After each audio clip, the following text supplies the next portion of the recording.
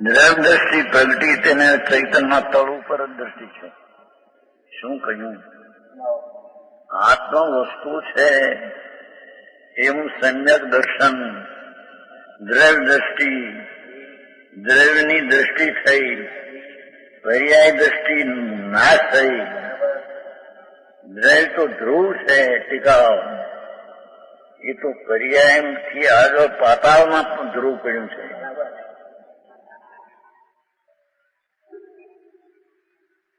આખા આત્મા ઉપર પર્યાય છે.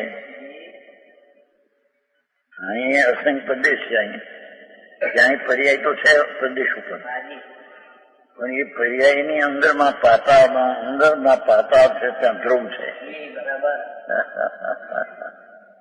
આવી વાત છે. એ તળિયું છે એનું, પર્યાયનું તળિયું ધ્રુવ છે. પર્યાય ઉપર ચપકે છે.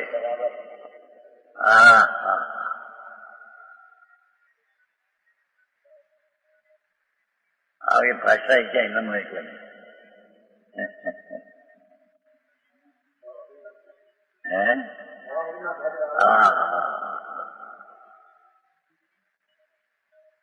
આત્મામાં બે પ્રકાર, એક ધ્રુવપણું અને એક પર્યાય પલટવાપણું.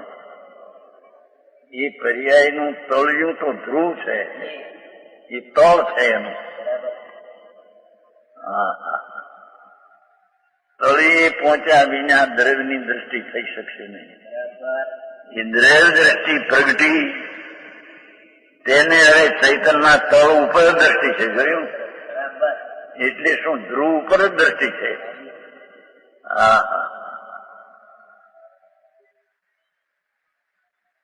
જગતના ભાગ્ય કે આવી બાર ભાષા આવી.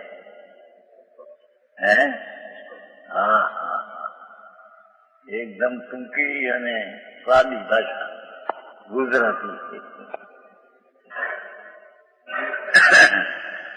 દ્રવ દ્રષ્ટિ પ્રગટી ભાષા જો. દ્રવ એટલે વસ્તુ, પૂર્ણ આનંદ, પૂર્ણ જ્ઞાન, ધ્રુવ.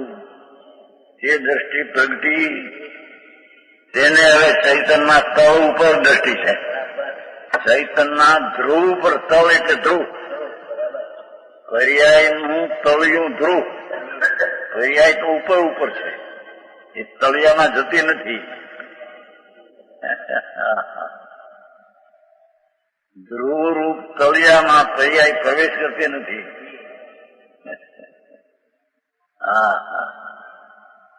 પાણીનું ડોળ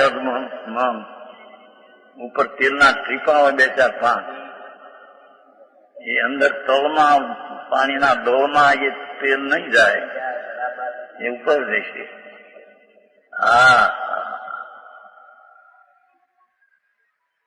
એમ દ્રવ્ય દ્રષ્ટિ થતા ચૈતનના તળ ઉપર દ્રષ્ટિ છે. ચૈતનનું તળ એ ધ્રુવ,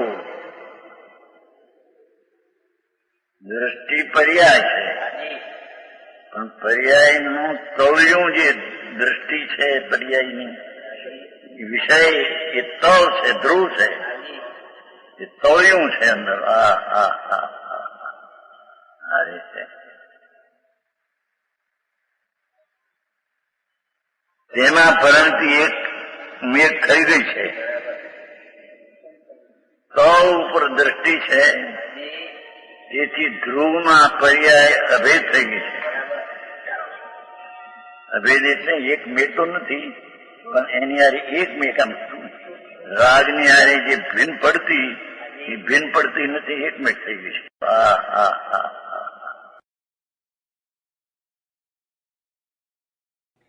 તથાપિ કહાનવાણીના અંકાયે મૂલ્યના કદી. તથાપિ માતવાણીના અંકાયે મૂલ્યના કદી. પરામ કૃપાળુ પૂજ્ય સદગુરુ દેવનો જય હો. પ્રસામૂર્તિ પૂજ્ય ભગવતી માતનો જય હો. જીનવાણી માતનો જય હો. પરમિત્રા દિગંબર જૈન ધર્મનો